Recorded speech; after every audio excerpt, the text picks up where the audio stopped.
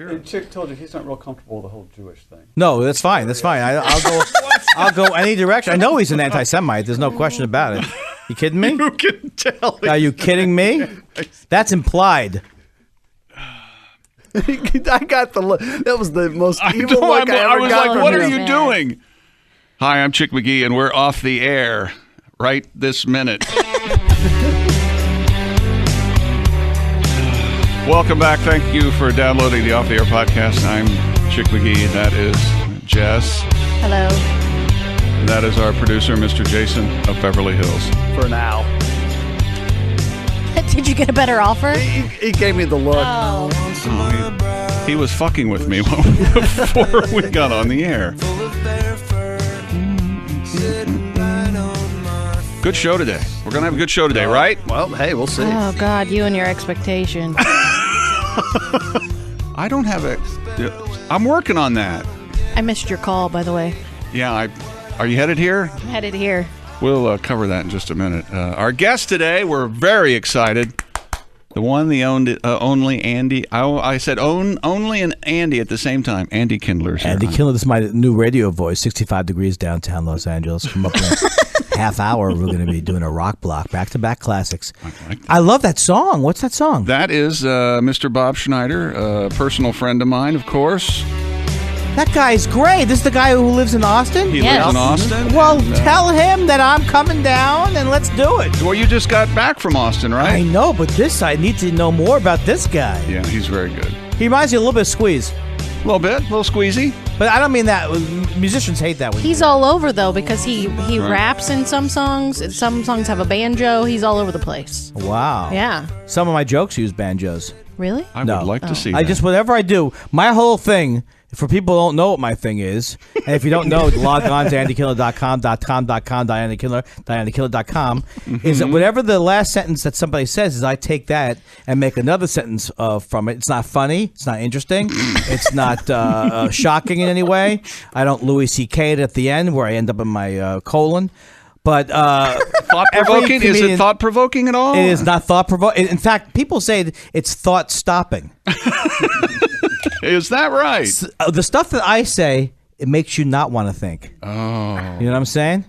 Andy. That's my catchphrase. You know what I'm saying? No, I thought it was, now what? No. Now what? What was it? Wow. Yeah. What now? What now? Why not? Why not? Why not? So why not? That was a lot of catchphrases. Did you know, Jess, did you hear the title of some of Andy's comedy CDs? Or First CD was enough already. I did. I heard that. I promise you, and I've listened to B&T since I was in the second grade. I don't need to hear talk like I wasn't on the show though, right? Yeah, I think you were. Okay. Huh, fellas? Who wants to be me? No, go ahead. Go ahead. No, but I laughed out loud in my car a lot this morning, and I haven't done that in a very, very long time. I told you to wait 3 minutes into the show to say that. I can't believe it. You opened up with that? Huh? I'm so sorry. And Andy Kindler's the funniest. He's the funniest man. Person. And his penis is huge. Hey, that happens to be true. That happens to be true. Look, folks, this is not something do you think I want TMZ at my house at 3 in the morning? To try to get a shot of focusing on my crotch? Shot of the moneymaker? Yeah, the moneymaker. I used to have a joke, but I didn't do it because everyone was doing the jokes, but about... Everyone does jokes. Everyone does it. No, but the thing where you're like, oh, wait a second, maybe I can't. Oh, yeah. Hey there. Where you... that might be the one, the coffee you spilled in. I know, terrible. I still feel guilty. I felt so bad. Eddie came in and fixed it. Yes, he did. He Our engineer came in and cleaned it all up. It's well, good. I actually was cleaning it too, just to show you that I care. But what was the thing I was saying? You're doing the jokes, but people were doing the jokes, so you did. You stopped doing the jokes. Right. But I had big penis joke. We did a penis joke. She said you had a big... Here's what I like to do. Look what we did. I know. I'm so sorry. I have ADD, so my mind will go on me quickly. Are you going to talk about? You want to talk about your ADD? Are you sure? A lot of people say they have ADD. No, is but it you have it? HD? I really do it. ADHD is hyperactivity. ADD is attention deficit disorder. Yeah, I used to think it was okay. But What are you, a nurse now? No, but I am hip deep in this stuff right now.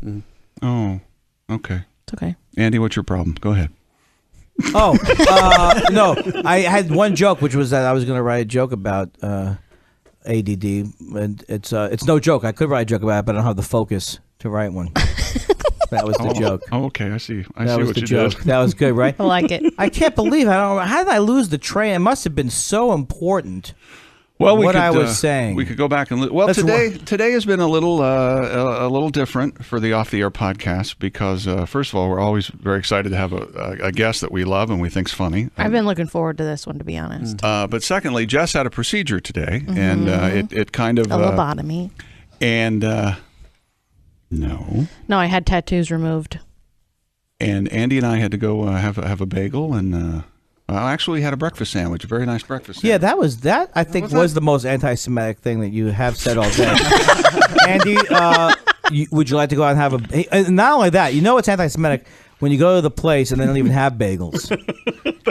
Did you ask him to go? I get a bagel? said- Because I said, what did I say? You said go. I said take Andy to get a bagel and some coffee. That's right. Huh? Only because we go to Einstein all the time. I said take him to Einstein. Where the So fuck do I you take see him? You take bagel. him to Starbucks. I go to Starbucks. Here's how I work nowadays. I go to Starbucks thinking I'm at Einstein's. I don't know what's wrong with me. What a all nice the go, booze. nice going, Einstein. Way to go, Einstein. So anyway, Andy orders a nice breakfast sandwich with egg white turkey bacon. No, No. first of all, egg white. I want to dispel. Don't get me started.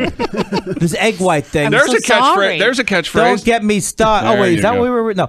Don't get me because the egg white thing is ridiculous because there's nothing wrong with you don't Right. the cholesterol that's in food doesn't raise your cholesterol and why are you taking the egg has a perfect situation going on and then these people come up. I'm trying to act do a little Lewis Black thing like I'm really upset about it. Go.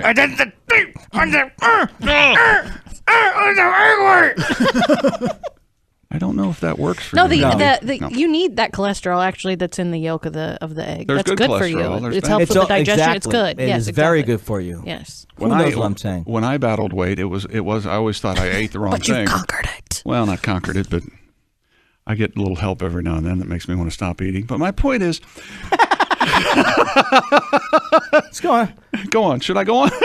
What'd you look at me for? I was hoping. I don't know what was going on. He listened when you to- laughed and you didn't. Oh, I you looked over listened to the problem. Mark Maron. He listened to the Mark Maron So you podcast. know. Oh, I know knows. what's going on. There's a little something, you know. No, there's not. Don't There's do that. not? No. nothing. No, we're friends. Come on. Yeah. Anyway, Not just Yeah. friends. You guys are great friends. We're great friends. Talk on a regular basis. I don't know about that. Fuck you. Yes, we are. Oh my God! I can't believe it.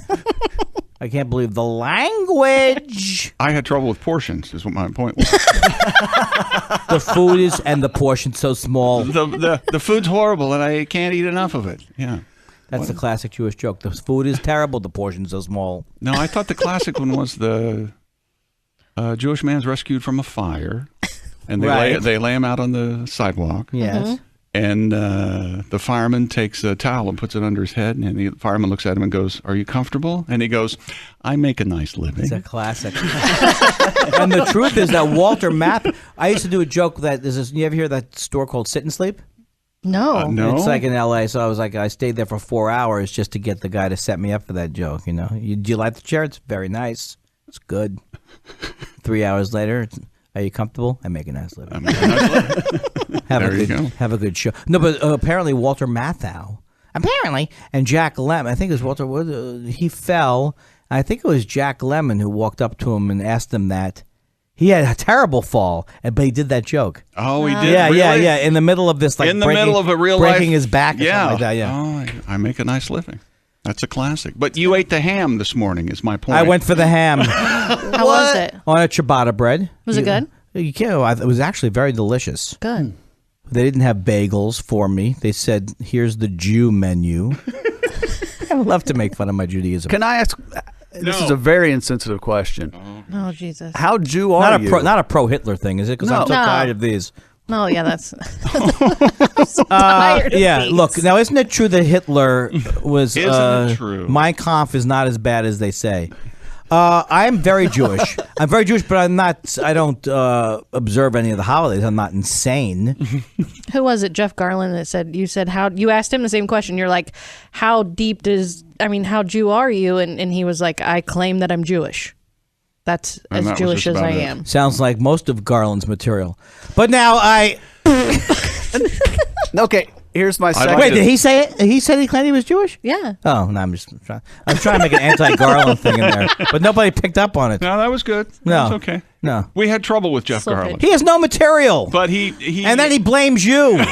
Right? Is that what it was? Did you listen to that podcast? No, but it made me angry because I've seen Jeff Garland berate. I saw Jeff Garland berate an audience. I never forget this at the UCB theater because he started going to some bit, what he calls a bit about whatever If it you was. say a black guy on an airplane. No, this was like something about. He goes, "How many people here are reading right now?" And nobody, like one person raised their hand. He goes, "That's it. I'm not doing a show for you people if you're not readers."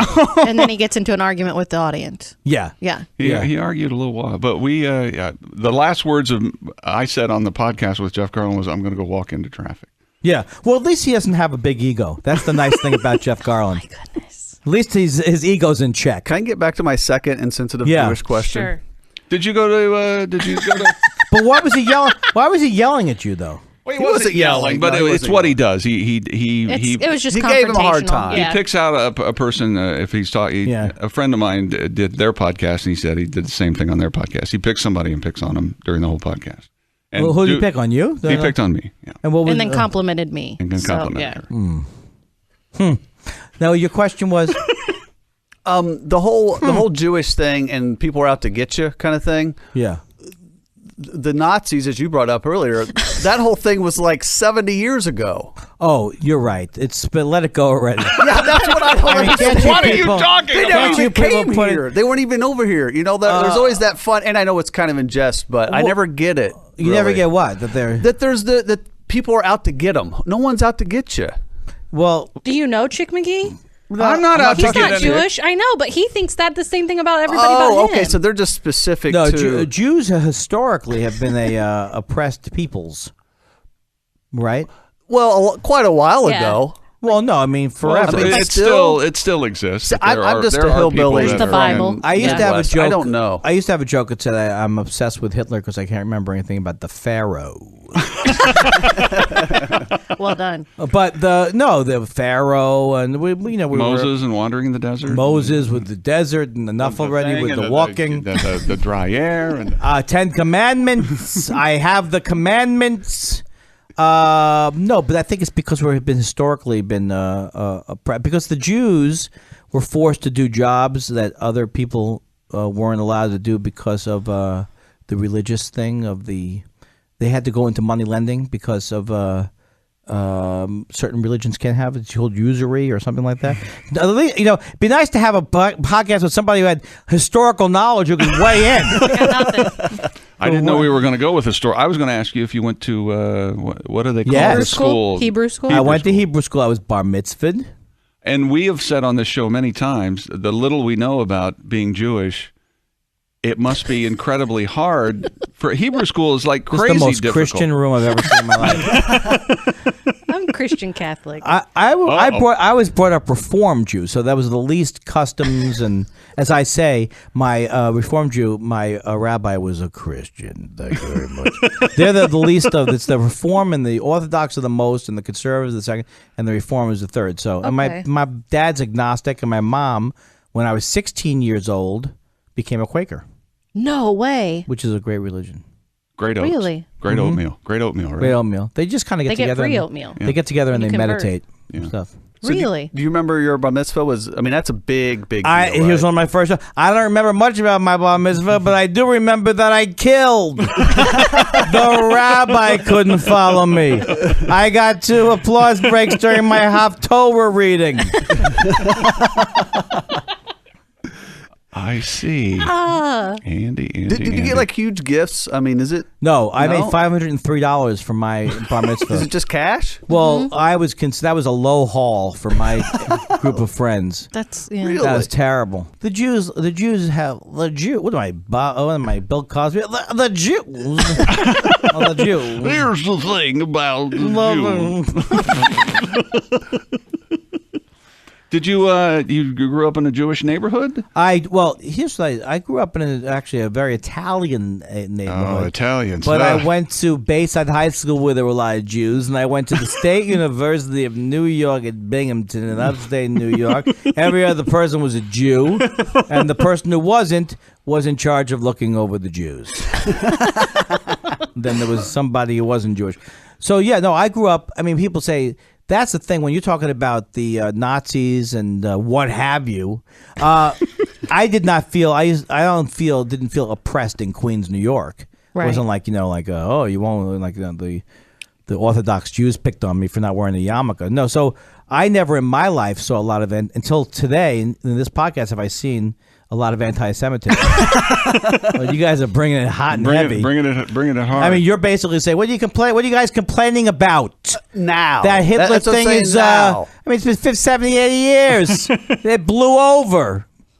Well, the other thing that people don't know about Jews is that one of the reasons why there was the creation of the state Israel was that nobody would take the Jews. Nobody wanted the Jews. Even the United States turned back boatloads of Jews, which sounds like a great show. Boatloads of Jews.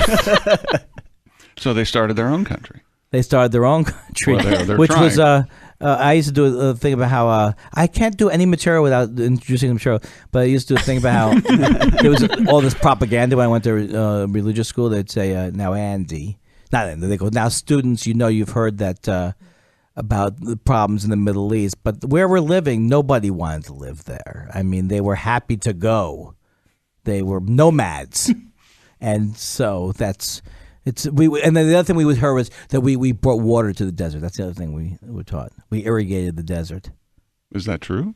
I don't know. If anything, I heard. The other thing I heard was, now you may have heard we had something to do with Jesus' death, but it happened during Passover, so we would have been in temple. Does that not sound plausible, kids? Come on, kids. Come on, kids. Are you with me? We had nothing to do with it, right? I've been confused in general by religion. I was a Methodist, or I guess I still am a Methodist. A softball Methodist. Softball Methodist, so I could play softball. And my mother made me go to church. But she didn't go. By myself. Yeah. Well, what was that all about? I don't know. I don't know what they were. That's the that's the wonderfulness of tip my of the iceberg, childhood Mother. that I'm trying to glide right past. So where does that leave you spiritually? Spiritually, I actually have been thinking quite a lot about going to a Buddhist temple to see what that's about. There's something about that that's kind of appealing to me. Yeah. By kind of, I mean very. So, yeah. I'm just, I'm interested. First of all, booty. Big. You want to go there? Big booty ho. The booty temple? Buddha is a little chubby. Yeah. He's not, though. I like that. No, at first he wasn't. No, but he. No, I don't think he ever was. I think that's a caricature or that's something not that's real. been perpetuated. Well, he's smiling. I know that. he's smiling. Yeah. I like the smile. The picture I have, that I just bought. Oh, he's yeah. Skinny Buddha. Oh, Yeah. You know there's skinny Buddha and overweight Buddha? Did you know that? I don't think Andy? that the overweight Buddha is real, because if you read when he fasts for. Well, he lost everything before you can have anything. Right. Yeah. Well, I think you got that, Andy? Well, no. I actually, I'm a fan of the whole Buddhism thing. Mm-hmm. I don't know much about anything. So after the second or third sentence, it starts to deteriorate for me, in knowledge-wise. But I like the idea of the concept of not getting attached to things. I think is a very. I listen a lot to Alan Watts. Have you ever heard that name? Mm-mm. He's a guy who lived, it was like in the 60s and 70s. He's from England, but he was very good at interpreting like Eastern religions for Western people. So I listen to a lot of his things. Is that with two T's? It's Watts. So he describes a lot of interpretive for Western minds, but that whole idea of not getting attached, but having equal attachment too. Mm-hmm. That's the other thing. From another book that was great was Be Here Now, Ram Dass. No. Ram Dass was Be Here Now. Yeah, it was Richard Alpert was his name. He was Timothy Leary's like partner at Harvard. Mm-hmm. And so he was one of the first people who did the LSD stuff, and then Ram Dass changed his name to Ram Dass, and the rest is history. No, but I'm just I'm as everyone who's heard me on any kind of podcast or anything in the last month or two, is I'm on the warpath against the new atheists. What's that all about? There's new atheists? Yeah, that's like these people who are saying, like Bill Maher's a perfect example of a new atheist guy who's saying, like, not only is all religion terrible, but the Muslims are worse. That's their message. What? That's what Bill Maher said a couple of weeks ago on his show. Oh my goodness. I'm glad I don't watch. You don't watch his show. He's a terrible human being in every way. What have we always said? This is Is it Andy. can I get sued for saying that Bill Maher's No, a terrible he's human the being? only person that's not welcome on this podcast. He's a Chick said. terrible Yeah. guy. One of Like- the second or third or fourth early on. Part of our mission statement was Bill Maher is not welcome on this podcast. Oh, ever. I'm so glad.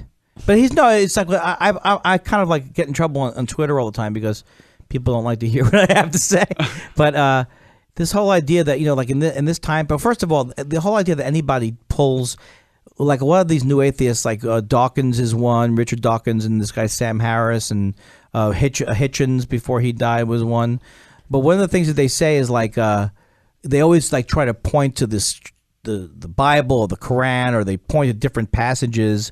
But that's not what spirituality is to me. It's like the amount of people who believe the Bible literally is very small. Those are fundamentalists. So it's like these people are like, Bill Maher, like, oh yeah, like I really believe there's an old man in the clouds, and like that's like such a, it's like something. It's almost like when you were 12 years old and you realized that it wasn't meant to be taken literally.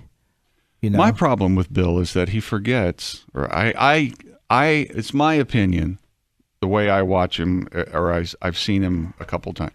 He's all of a sudden just so self-important, and oh yeah, and he was a stand-up comedian. I mean, let's face it. It's the same It's the same way with the guy on Fox News, O'Reilly. Oh, Bill O'Reilly. You yeah. were on A Current Affair. Mm-hmm. Okay, I mean, that's where you started. Yeah. I don't know who decided that you you can make all of. And there's I understand why you got to be kind of an asshole to do this job or whatever, or appear that way, but they're both way too good at it. Okay. Well, that's the thing. It's like the thing about Bill Maher. I mean, I'm upset. Like I get obsessed with things I can't stand. So, like to me, Bill Maher. To me, wouldn't it be nice if we get obsessed with things we like? Wouldn't that be nice? I do that too, but Okay. it's not as usually as like someone with like some people on Twitter like say, why don't you everything is negative. Well, that's not true. I mean, I say positive things, but it's usually more compelling if you're a comedian and you're saying something that has a little bite to it, as opposed to I like grilled cheese sandwiches. I do. You do. I mean, see, like maybe I'll open up another account for just the positive stuff. But like, I focus on the fact that here's a guy who has been doing stand up for 30 years. And you say he's a stand up. I think he's a terrible, just by the book, a terrible stand up comic. And they showed this. I agree there. Yeah. Yeah, and then that David Steinberg show where he interviews comics. It's on Showtime. Yes. So he's interviewing Bill Maher, and they show like a clip of Bill Maher. He's on the Tonight Show with Johnny Carson. He's still doing the same thing he does, which is he laughs all the way. He laughs before he tells the joke. He laughs during the joke. He laughs after the joke. It's the worst. So here's the thing. He is not. If he was a better stand-up, we wouldn't be burdened with him having to try to find a different. He would just be a successful stand-up. But because he was so awful at that, he got this niche as the guy who's in your face. And the thing that's terrible there is that he has some things he knows about, but a lot of things he knows nothing about. And here's what I think he likes to do. He likes to provoke. He thinks if he says something provocative, it equals something good. He's an agitator. He's an agitator. He has a panel, doesn't he? Invite people on his show and they all chat. Have you ever been invited on his show? I was on his show twice, and when his show went to HBO, I actually really loved the show. Like a lot of times, I criticize the things that sometimes I liked. Like when that's almost more disappointing to me. I like this show so much, and now it's turned into this. Well, like I loved early Adam Sandler, like his stand up and stuff. Yeah. So then when he started to do these movies, I would make fun of him, and then he didn't talk to me for 10 years. But but it's like it's if someone's terrible all the time, it's not that interesting to me that they're still terrible. But in this case, I thought his show, Bill Maher's show, for a time period was an interesting show where there's an exchange of ideas, but very quickly it became just him railing about these things that are just so. And I'm always surprised that people don't pick up on it more. Like, why is he allowed to go on and basically say Muslims are worse people than than other religions? And then nobody seems to react to it. Because the people that watch him are the people that agree with him. Yeah, but how about Rachel Maddow? All these people who embrace. He's like he's embraced by the media as some kind of like. Really? Yeah, it does. I think he is kind of. Yeah. I mean, sometimes on the right they'll point to him as like the worst thing I think he did was giving Obama, because I love Obama, but he gave Obama $1 million and everybody was like saying, how this guy, they would say all these obnoxious things, and it's like, give the money back, and people were like picking him out as if he was like a big Obama spokesman almost. Well, he never was. He just doesn't. He hates everything, so it's all about him.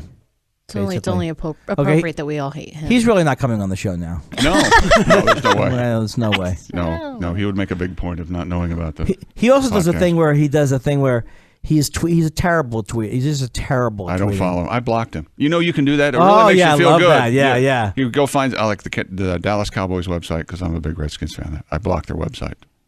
Why'd you block Mar? I just don't care for him. I really don't. Yeah. I'm not gonna. I don't want anything. And every now, if someone retweets him, you don't want to see it. But is that what it is? It's that's the retweeting. Yeah. Okay, that's absolutely what it is. Yeah. Andy's not blocked. Andy has full reign. Full reign. But he says he tweets terribly, but then he's also on the people who go, Twitter doesn't matter, because he can't do it well. Well, no, but he's not really tweeting either. I mean, I'm sure. I think some of his things are his tweets. I do. Yeah. You can tell because they're poorly written. You ever gotten in a Twitter fight with anyone, Andy? Yes. It's hard. Isn't it hard not to get into it? Every day I see something that I want to call this guy and go, what the fuck is your problem? Or girl, or whoever the heck it is. Every day, but I don't. I'm really good at not doing that, but boy, I want to. Well, there's two things I gauge it by. First of all, I don't want to get shot by someone, because one out of every 5,000 people could be literally crazy. Mm-hmm. And I don't want that. And then, but the certain things they really bother me, like when people, like a example would be like, I'll make fun of Curb Your Enthusiasm or something. The classic thing is they go, "Where's your show?" So it's like my whole thing was like, like you were at a restaurant, you didn't like the food. I don't like the food. Oh, really? Where's your French restaurant?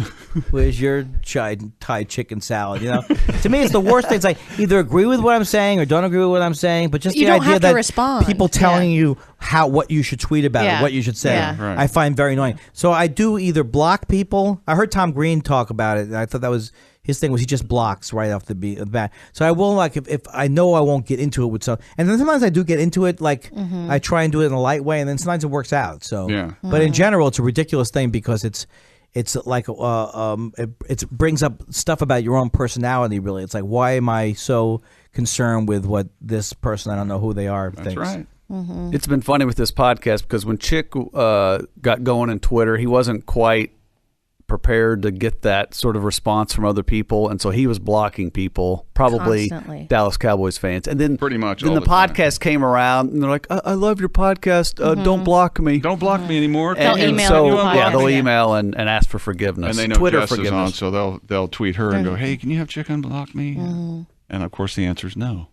No, I don't. Were block. you blocking just like for because they were against your team type of thing? A No, lot a of lot of people No, say really awful things. But too. I guarantee you, the people I block now, the stuff they say is unflippin' believable. Yeah, that's the thing that's very disturbing, is that there are people who are and they will try to provoke you too. That's the weirdest thing in the world. A negative attention. I don't. Yeah, then they understand retweet the thing you say back to them if it's that. Right. That's what I've always done. If somebody says something really awful to me, I just retweet it. And then everybody. And then people who like me on that piles guy. on that guy, and I don't have to say anything. Right. It's kind of childish, but it makes me feel better. And that's all that matters. I like being a child. What about you, Jason? You like being a child? I'm still trying to be. You know me. I try to. Oh, that's right. He's No. I try to be immature. Calmest, I try to be immature. I do. That's the thing. I just had a milestone birthday, and what did I do? I went and rode my bike. 60. That makes me feel like a young kid. 60. That's good, though. unbelievable. Yeah. And I work here, so that keeps me immature. So who are the comedians you hang out with, Andy? Who are the comedians I hang out with, Andy? This is my new thing. Is I guess repeat the question. Were you just somewhere with Mark Maron? I saw that on yeah, Twitter. Margaret Cho. Yeah. Mark I hang out with because I did like Mark. We did a tour together called. I came up with the name, so I'm very proud of it. It's called Stand Uppity. And the tagline was "Stand Up to the comedy that makes you feel better about yourself and superior to others." And it was a tour with me, Mark, and Eugene Marin. Oh, okay. It's not Eugene Marin. That Eugene can't be the Merman. name. Yeah, Eugene Merman. So then, Mark and I. So and then I knew Mark. I known Mark in one way or another since like the late '80s, early '90s. We had some friction and stuff, but now we just couldn't. Yep, be. That's Mark. I know. It was like now we couldn't be like I just love the guy so much.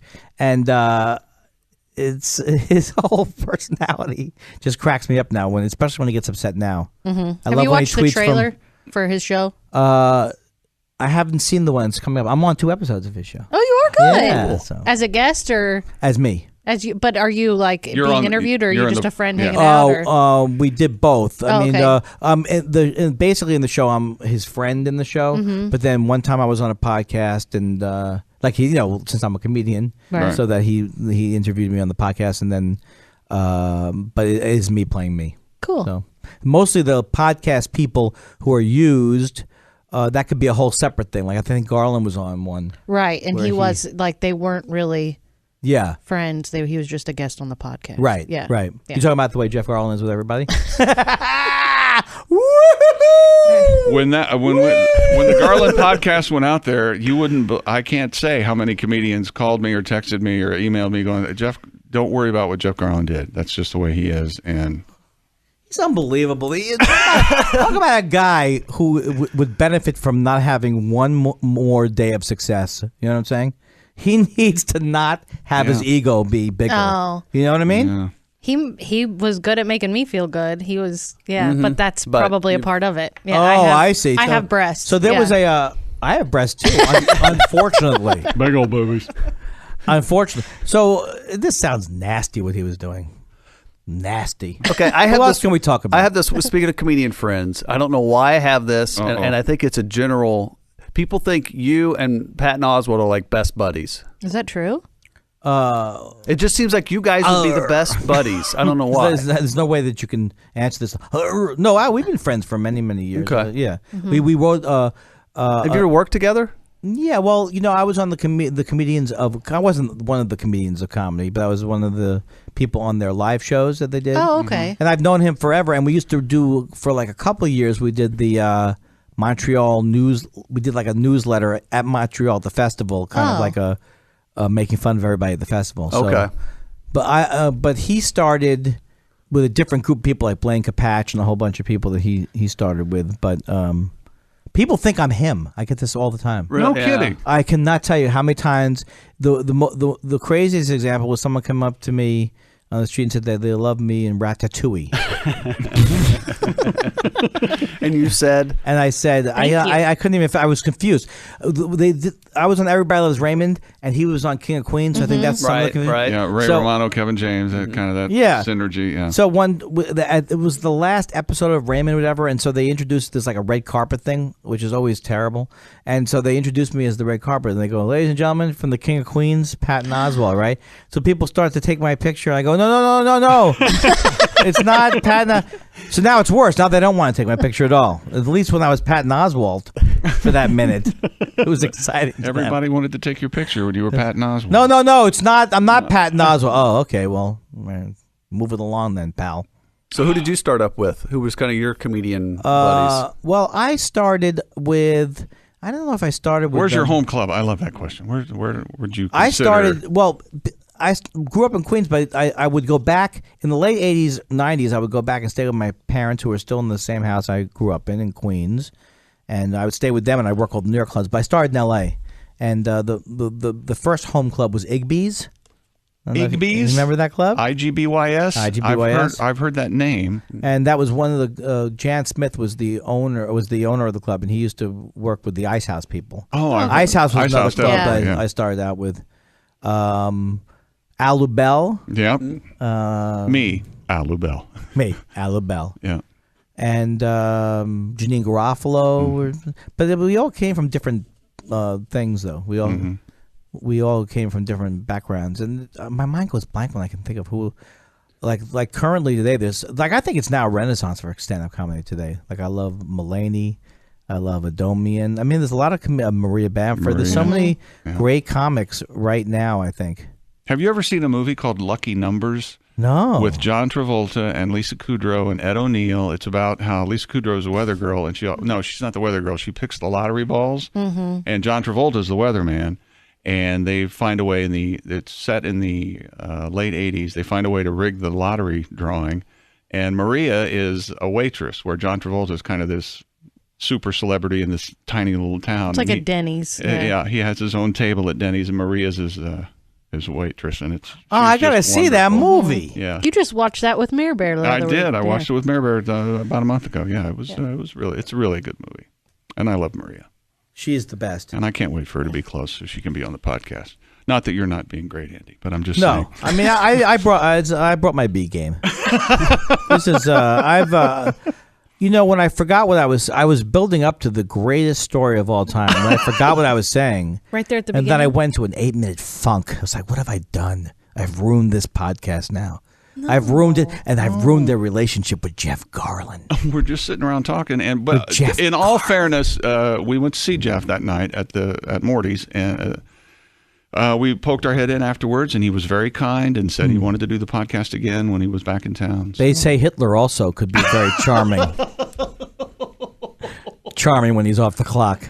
I can't. I know it was odd, and our podcast with him was odd. I still haven't listened to it. You haven't? Nope. I listened to it. Not a consonant. I've always liked him. I have too. Oh. I've always liked him, but as Andy, how good was his show that night? As Andy said, it was. Hang on, we'll get back to that. Okay. As Andy said, I think that's really why it hit me so hard is because I love Jeff Garlin. I love Curb. I love that whole kind of. But I that love goes Larry. back to when I worked here, whenever anybody that I liked was here, I never wanted to meet them because I was afraid that they would wreck it. They would wreck how much I loved them. And this is a horrible example, I know, but I grew up watching Pauly Shore movies, and when Pauly Shore was here... I wouldn't admit that. I couldn't go. I wouldn't go in the green room. I stayed in my office. It's too nerve-wracking to be around all of that talent. Did you see Pauly Ticks? Did you see Pauly Ticks? I didn't. Oh my God! How can you live? It's Pauly Shore. What does he do best? Political material. That's exactly right. It's called Pauly Ticks. No. It's on Showtime. It's on one of those Showtime channels where I think you pay them to do a special. And then Michael Steele is on there, the ex GOP RNC. It's unbelievable. It is literally unbelievable to see Pauly do his thing. Are you serious? It's so terrible. I'll just watch it in the It's Army not Now as good again. as, I mean, we're not talking about an Encino Man. No. Or a... in the Army Now. In the Army Now. When he was... I heard him on Maron's podcast talk about, how he came up with his hook. What's his hook? Hey, buddy. That one? That's yeah, right. There it is. Yeah, I didn't remember that. Hey, buddy. Yeah. Yeah, so like he said, one day we were all sitting around watching TV, and I said, hey, bud. And then I stopped in the middle. I said, D. And then I was like, and I'm listening to it. I swear to God, I couldn't didn't happen. It did happen. It was on Mark Maron's thing. And I was like, what is his hook line? Then I remembered, buddy, do. Where he stops in the middle. And then something about a weasel. Is that right? It's the weasel. The wheeze. Does he make a weasel sound? Yeah. Yeah. That one? Mm-hmm. You don't still watch those movies, do you? No. Because there's a great director's cut. That was her no that means yes. Do you still do? If it's on TBS, I might watch it. It's the nostalgia of it. My brother and I just watched them. We were 7. We were stupid kids. And Sure. Sometimes you can watch it too if you've been laughing too much and you want to calm down a little bit. We also watched, but here's the other. We watched the Dana Carvey special. I remember that being the first Comedy Central special that we watched. Do you remember that when Chopping broccoli? Chopping broccoli, yeah, and we watched it over and over and over again. And my dad dad. Yeah, and he. So you did watch some funny things. I watched a lot of I'm thinking like the Dana Carvey wasn't. I mean, the other one wasn't fun. What's the other one? Pauly Shore. My dad would when you were take a us. kid, I mean, that was what Pauly Shore was made for, was kids. Yeah, exactly. It was a big deal. So I think that it's just a warm and fuzzy feeling when I see him. Yeah. Just when I was a kid, it was Jerry Lewis who was making movies. Okay, but he was funny. Let's go back to Jeff Garlin for 1 second, and then we'll wrap it up. No, because here's the thing. Well, I don't even you know. asked how was his show last night. I don't even know. Oh, yeah. Well, I was going to say, before you say that. Go. No, you go, and then I'll remember. Are you sure? Yeah. Because you forgot last time. No, I won't forget. I've never seen a show like his because I sort of do what Jeff did. I just I don't have You respond. When I host these Right. comedy shows, I go out for 10 or 15 minutes, say hi to everybody. Okay. Stuff happens. The key to that is 10 or 15 minutes. Jess used to run our comedy tour, the Bob and Tom comedy tour. She'd make all the arrangements, get all the comedians together, all that stuff. And I've been doing the stand-up tour, the stand-up tour. It's sort of true. Kind of. I don't know what's a lie or it's the truth with you people. I've been doing this a long time. I've seen a lot of comedy shows. I've never seen anything like Jeff Garlin's. Mm-hmm. But that's... Yeah. I've never seen anyone at a comedy show that I've gone to get up and leave. What do you mean? I've never seen anyone He walk left out. or There were like 20 or 25 people that left. Yeah. While but he was on such stage. he's such a rebel, man. Hey, man, you think you're coming to see me and that I have to produce for you? This is about you experiencing Jeff Garlin, man. Don't you dig it? That can't be true. What were you going to say? Well, That what is can't he- be what Jeff's thinking, is it? What is he thinking? Is he thinking, I can't believe my carefully honed material isn't going over? Well, there were parts of it. Why am I defending Jeff Garlin? All right. But it's true. There were parts of it that were funny. Hey, nobody would Didn't you ever laugh? argue that he's not a funny. That's not a funny person. He is a funny person, but a lot of it is just a bunch of bullshit. But here's the thing: when he came in, when he was mean to you during I haven't even listened to it yet. Mm-hmm. Well, how can you come into somebody else's environment and be mean to them? That's not acceptable. Well, the first, to be honest, the first thing that he did, he sat down and he started eating a bagel. yeah, He was A eating day-old bagel. A day-old bagel, and he Right. had his mouth full of food, and he was that's being on the nice. pod- So in other words, doesn't yeah. But granted, I mean, it's a podcast and it's casual and it's supposed to be fun. But that kind of, I'm from the Midwest, and If I'm you listen, though, your polite. questions are very stupid. underhanded. Do you want to say that? I that was the right trying term? to I was trying to underhanded evil or underhanded trying to set him up for things. No, you were, I mean, when I don't know what he says to set you off, but everything is, you're like, why do you think, you just kind of came out of nowhere? Didn't you say that at some point? I think Chick was just a little nervous. I was a little nervous because I liked him so much before the podcast, Yeah. and What's not to like? no, and then he was in Second City with Amy Sedaris and Stephen Colbert, and I said, "Oh, that's a great class," and he goes, "Is that what you're going to call that? A class? I don't think we were in a See, class." I think he should have been throttled right then. Just taken outside. And he's a big guy. I understand that. But we get a few guys together and hold him down. Just hold him and go, "You're not Larry David! Look at me! You're not Larry David! Okay? When you do your own curve, you act like an egomaniacal, insufferable bore. Now get up and act like a normal human being. Act like who you are. The luckiest man in show business. You've written 4 complete jokes. Now get up and be nice to everyone and don't eat food in front of them. Yeah, that was he needs about talking to. Yeah, that's what I would does. say. Yeah, But I can't do it because I'm easily crushed by like another man could come over and pound me into the ground. Have you ever been in a fight? You know, I've never been in a fight. I've been in almost fights, but I got so scared of fighting because I was always couldn't intimidate people, and I was always worried about it that I took martial arts because of my fear of being beaten up.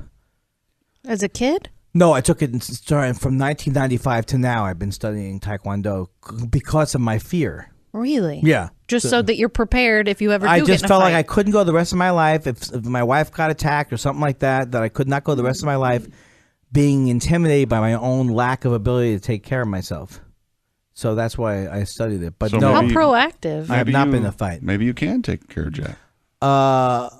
No, I don't think, because now we're getting into like it's like one of those things like it's going to be a pay-per-view. No, I don't want. No, I don't want to fight. All right, you were going to say something. I'm not going to fight Jeff Garlin. That's it. No, You were going to say something before. I don't know. Interrupted. Oh, You said you. oh no, I did say that about that. When he comes into your environment, you should be nice. Okay. It's your environment. See, I expected, like in your high school days, you did the I'll be funny, and that way people won't intimidate me. I did. In fact, I would talk but the thing I learned was, like, I'll never forget this at summer camp. I was trying to get these two kids to fight. I must have, it's like, you remember things you did when you were a kid. You're like, what kind of a person was I? But like the one kid didn't realize the other kid. I was like basically doing this. You didn't take that from them. You didn't take that from him. And then they ended up turning on, realizing I was, and they turned and they chased me down. And It's like a Brady Bunch. It was like that. So, but I realized that a lot of times, like people who are not great with their mouths, they will not. After a while, they won't continue that way. They'll take it physical. Like I always think, like, oh, I'll say something clever, you'll say something clever. But no. So I've become more careful as I've gotten older, because I don't want to, get someone to beat me because I'm being, thinking, oh, well, I'm just talking. Mm-hmm. The point I was making is that sometimes words can be like, you can use words in a way that would egg someone on. But I don't have any desire to fight. Ever been threatened by another comedian? I don't think. Speaking of, well, one of my first jokes that I ever did was based on the fact that it's a totally true story. It was so depressing. It's sad to think of it now. It was like in third grade, and the guy goes, "I'm gonna kick your ass. I'll meet you at 3:00 in the playground." And so my whole thing was, oh yeah, I'm gonna make an appointment to get my ass kicked. That sounds great. Let me see. At 2:45, I'm getting stomped on. Can we push that back to 3:15? But it came out of like total terror, because what he would do is, knowing that I did not want to fight him at 3, he would then show off in front of all these like girls to show him how he could get me like all upset. So it was just like a nightmare type of thing. But I've learned now that I should not be ashamed of my own fears when I was a kid. So Didn't you? Weren't there fights at your high school? Yeah. In the park? Girls. You weren't ever in the fights, though, were you? The most I've ever been in a fight was a girl pulled a chair out from underneath me in 6th grade, and I shoved her. I was mad. She embarrassed me. How about you? Did you fight?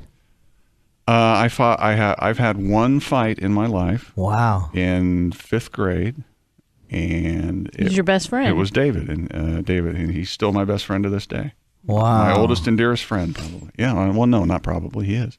But it was just stupid, and the teachers had to come and break it up, and but it was a spur of the moment thing. It wasn't an appointment fight like you had at 3. We had a lot of appointment fights. There's a country road, and everybody would go there, and we would block off the intersection with our cars so that if the police got called, they couldn't get to the fight. Oh man, This is almost like people could die that way. organized crime sort of thing. There was another girl. There was a girl fight at the park one time, Southeast Way, and yeah, How you Those feel are the about- best. How you feel about it was that, horrible. It was a preppy girl and a ghetto girl, and the Preppy girl had no chance. No, that is not what happened. What? The ghetto girl goes, "You gonna talk shit now, bitch?" And the preppy girl just popped her in the face, and down she fell, and just jumped on top of her and just beat her up. And that ghetto girl never came back to school. Maybe you shouldn't have called her the ghetto. Hot stuff, girls fighting, Andy? Pillow fights and Yeah, panties? that is hot. Guys are so. Oh, now I remember. They're so stupid. What I was going to say was that I actually had written a joke about, like the thing where you take the sexual dysfunction stuff. Viagra. Yeah, right. And so if it goes past 4 hours, so I had this You're joke, supposed but to then call somebody. but I had a joke, but everyone did, so I had to drop it. My joke was like, I start making plans at 3.5 hours. I was like, cancel my trip to the art museum. That guy must really love Miro.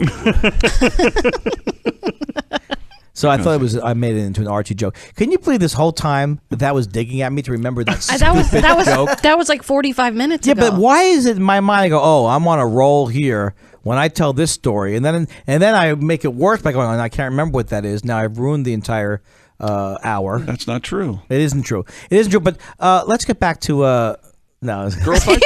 That's the big Garland. Poor Jeff Garland. Yeah, poor Jeff Garland. Poor Jeff Garland. Poor Jeff Garland. You know what Jeff Garland needs to do, Andy?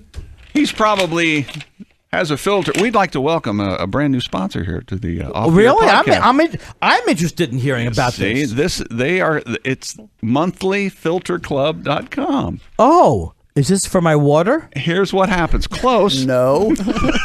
Thanks for. Thanks for Filtering. How about I your like furnace? I like filtering. How about about your the furnace? furnace filter? How about that? Oh, How often need do you one of change those. yours? if I should get a furnace, I'd filter it. You don't have a furnace? What kind of a house? Air do you live? conditioning? Well, I live in Los Angeles. Air conditioning? No, air conditioning. What is a or furnace heater? exactly? Well, if you don't live in L.A., like most of us don't, I'll ask you this question. When was the last time you changed your heating and cooling system filter? Huh?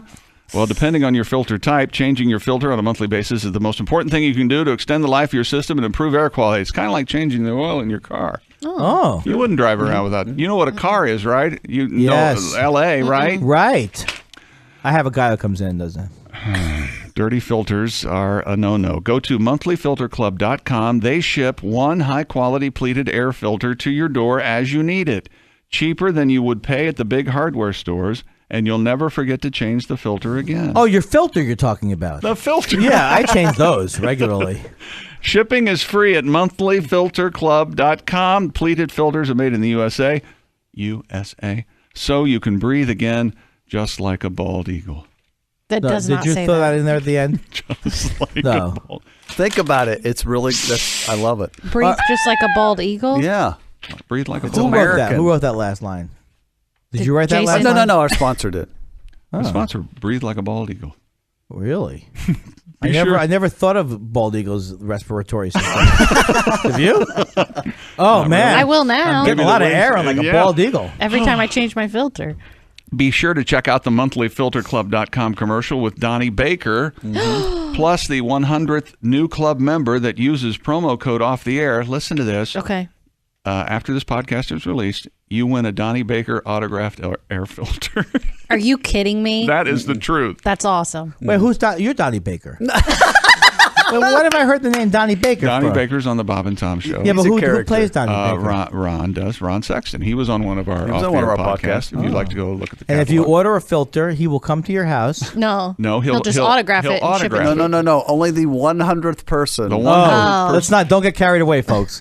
The chances of you getting the autographed filter. This is all explained at monthlyfilterclub.com. Save time, save money, save your heating and cooling system. Monthlyfilterclub.com. And if you love the Off the Air podcast, show those folks some love and go order your filter. It's very simple. You just open the door, there's your filter, Boom. You can tell them how often you want it, and Yep. it shows up when you need it. you pop it right in. Really? I don't answer my door, but Did it- hopefully it'll 3 be months? a mailing thing. Whenever. I have to change my filter every month. They set me up, and it comes every month, Good for you. and I slide it in there. I'm gonna order mine as soon as this podcast airs. Oh, unbelievable. Could we sound more stilted about this? I'm excited. I am excited too. What are you good at around the house, Andy? Are you good at something around the house? Well, if I'm not doing one thing, I'm not doing something else. Well, I see you and your wife as being bohemians. You sit around and you drink wine and That's- you talk about events of the That's not day. true. Unbelievable. It's like that you have a right? camera over there. What, My wife and I, we're like bohemians. We walk around the house and I have like a wine in one of those wine skins that you bring to a ball game. And you're nude. Yeah. She insists on drinking scotch with in a flask with her initials on it. Did you get that at a wedding? That was our only wedding registry were all drinking items. Is For a that whole right? wedding registry, you could buy us Flasks, flasks, Decanters, decanters, decanters, coasters, cocktail shakers. coasters with your initial on them. the rabbis, decanters. Folks, come on. There's been more anti-Semitism and Semitism Have you on seen? this show. Have you ever seen The Jazz Singer with Neil Diamond? Oh no, I can't even believe it exists. Papa, I want to sing. You haven't heard? You haven't seen Laurence Is it Olivier? Larry? Yeah, Laurence Olivier plays his Larry dad. Olivier's in there? Larry is his dad, and Neil Diamond is the jazz singer. Talk Yeah. about if I was like, you always hate how the studios like they always won't let something be made. I would not allow that movie to be made if I was in the studio. I will not greenlight that. How did you? Are meet? they remaking the Jazz Singer? Well, they remade it how many times? The original one, yeah. So who's the original? I don't know. Well, Al Jolson was in one, but that was a remake, that's right? Yeah, that was a remake of an earlier one. So How this many was have there been? I know. I'm not, Neil Diamond, I think, is third or fourth. I think It's Is such this a like the rich Fast and story. Furious movies? They just can't make enough. Fast and Furious. Yeah, Like I think that. Vin Diesel's in He's in the last one. He's the new Jazz Singer. Jazz Singer. I'm a big Vin Diesel fan. How did you and your wife meet? At the Improv in Los Angeles. No kidding. Is she a comedian? No, she's a photographer, Oh, and she's a brilliant photographer. She doesn't talk about herself in glowing terms. So And you if she knew I was, she would she'd be very angry. She likes hit to keep you with a, her flask. She likes to keep a low profile. Have you seen Andy's headshots? They're gorgeous. Any picture you've seen of me is by her. She also took a lot of the iconic shots of that we see of Mitch Hedberg, all hers. Really? Mm-hmm. What is your wife's name? I can't reveal that. Okay. Susan Maljan, Maljan. She did not take my name. I did not take her name. We don't live together. We don't talk to each other. Really? No, I'm There's kidding. a lot We're of very much in love. We love each other. I'm reading from a script now. She is the most wonderful human being I have ever met, and everything and she treats me badly because I act bad. How long have you been together? We have been together since. She hits me because She hits me because she loves me. She hits my nose with a rolled up newspaper because I won't pay attention. We met in 1992. We fought like cats and dogs. We almost broke up.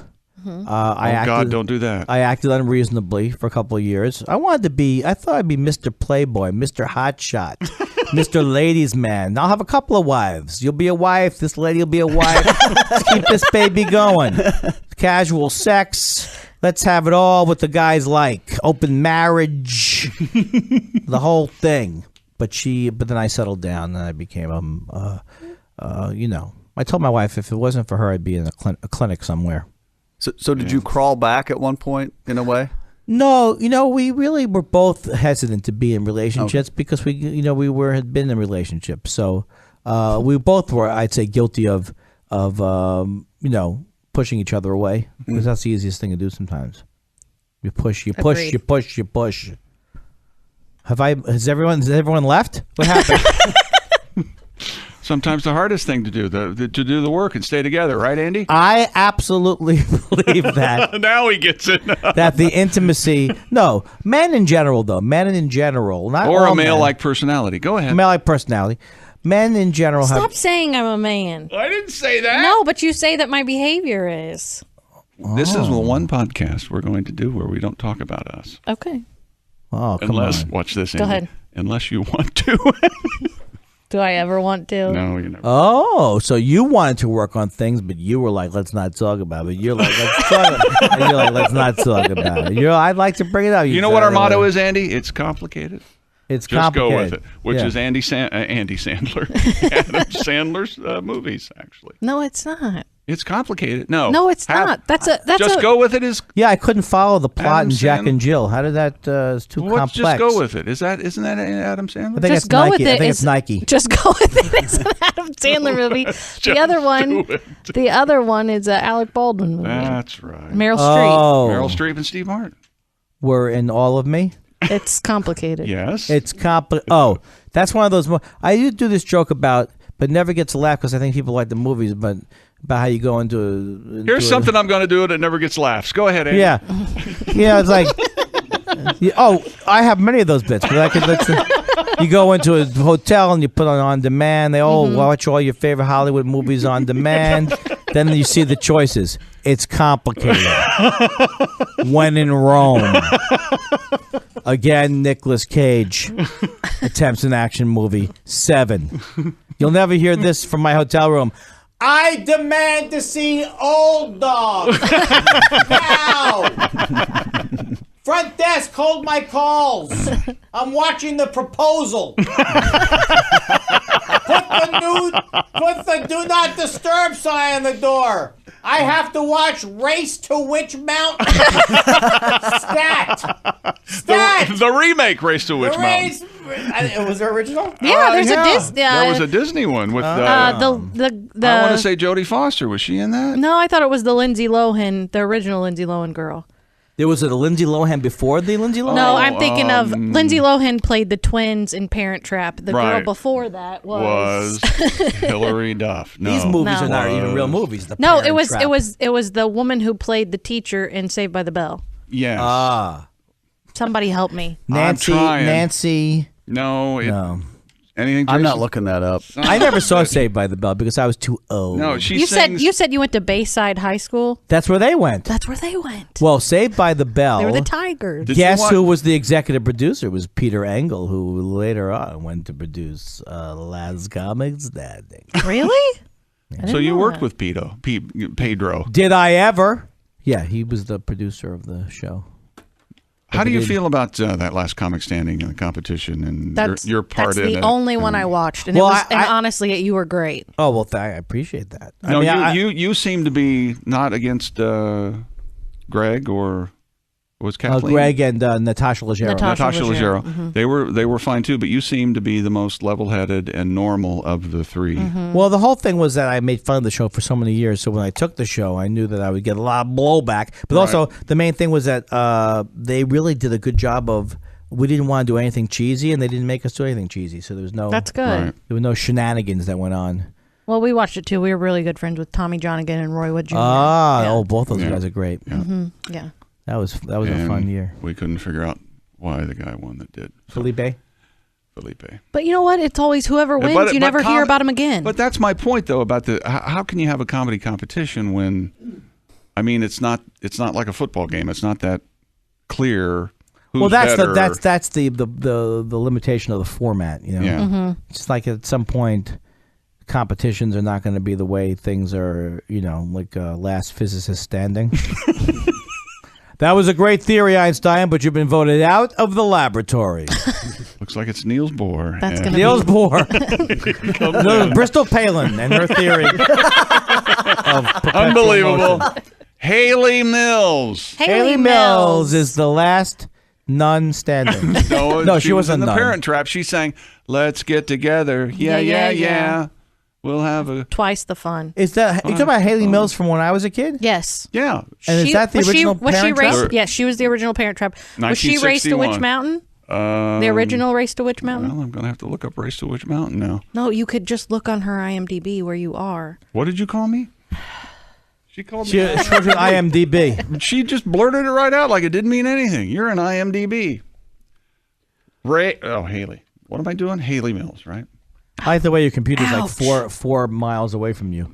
Well, You have to have You know that keyboard scoots back. I know, but I don't like to have it here in my workspace. With all that work going on. Gosh, post Disney. No, wait a minute. Whistle Down the Wind. What else was Haley? The Parent Trap, In Search of the Castaways, Summer Magic, The Moon Spinners, and That Darn Cat. So she was not in Race to Witch Mountain. She was not in Race to Witch Mountain. That's okay. So you want me to look up Race to Witch Mountain? I don't know, Was but The I'm telling you, Rock? this part Was of the that show The where you're looking stuff up on Google, I think is going to take off like a rocket. You know what who could pick this part of the show up is Google. Jeff Garland. Oh. We brought him Yes. back, yeah. Oh. Yes, because Who do you like to work with? What's your dream? What would be your dream bill? You would headline. Who would be your middle? well, I couldn't do it that way because No. these are people. I love John Mulaney is hilarious. Yeah. You said Adomian is yeah. fantastic. I love Paul F. Tompkins. I love who else do I love? I'm so bad when I can't have to think of names of people. It's terrible. It's okay. Todd Glass, I love. Mm-hmm. Todd Barry's very. There's so many funny comedians right now. I'm the funniest, true, but still, sure, I'm the world's greatest comedian. It is kind of the Renaissance, isn't it? I mean, people I are think coming back to shows. I mean, not that they weren't, but I mean, during whatever downturn we might have had I don't in the know. economy. I think no? that there's a lot of. I think it's. I'm not a comedian. I've never claimed to be one, obviously, but there's so many people that think they're funny that are not funny, and I don't know how it is. And I'm going to go ahead and say this. Do you watch the show Whitney? No, I've made fun of that show. Okay, good. Yeah. I don't get it. I don't know where she came from. I don't know what happened, but I think that that's a prime example. I don't know. I've never seen her stand up. Her stand up may be wonderful. I am not a fan of that show. Well, that's an example too of somebody who had very, I don't know how much little stand up they had, but they got known for the roast and stuff, which I don't really follow that much. I saw. And I don't like the roast format either. Yeah. I just it makes me uncomfortable. But I feel like that. I feel like when it's weird because when you watch one of those roasts and you're like, oh, there's a person I've never seen before, and then 2 weeks later it was like she was planted in that roast and now she has a sitcom. Yeah, well, that happens. The TV is very much like it's like when Jeff Zucker took over NBC, and then his first thing was he wanted a sitcom with Emeril. Remember, Emeril had a sitcom. Bam, Yeah. Bam. So it's only in TV. If I went to a restaurant to become a chef, I'd say, "Oh, you like to be a chef here? What was the experience? I don't have any experience. Oh, forget about it." TV. Emeril, have you done any acting? Come right on in. Here's your show, Emeril. Here's your show. Enjoy it. Mm-hmm. I like Greg Fitzsimmons. Is very funny. Yes, yes. I love Zach Galifianakis. I think he's the man. Mm-hmm. I love people like Zach because they can just make you laugh about stuff about just doing nothing. And he just makes me laugh so hard. I love Colbert. Yeah. Stephen Oh Colbert. yeah. Do you ever watch Between Two Ferns? Have you done That's the best. Oh my gosh. And just those are the funniest. I also love Portlandia too. We do too. Portlandia. Good. Yeah, we like Portlandia. Good. I was going to ask this question earlier. Who's a comedian out there that's underappreciated and under exposed? I guess who's probably their star should probably be a little higher than it is.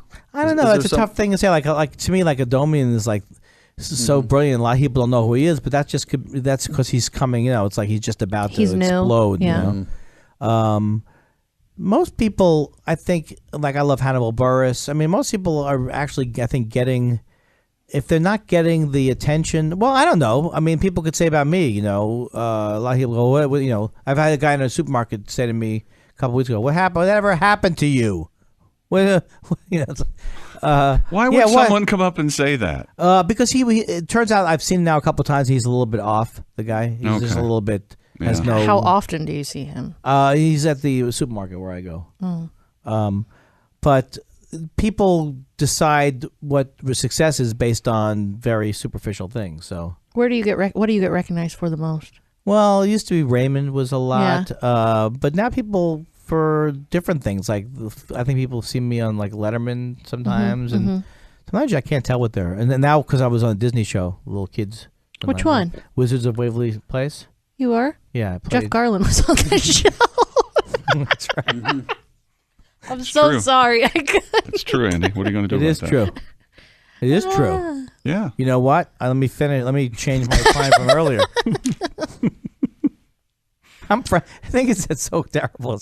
I'm actually very. You know what Marin said when he was on here? He said a lot of smart stuff, but one thing he said was that you can say whatever you want. It's a podcast and whatever, but just be prepared to take the hit. Yeah. So what about?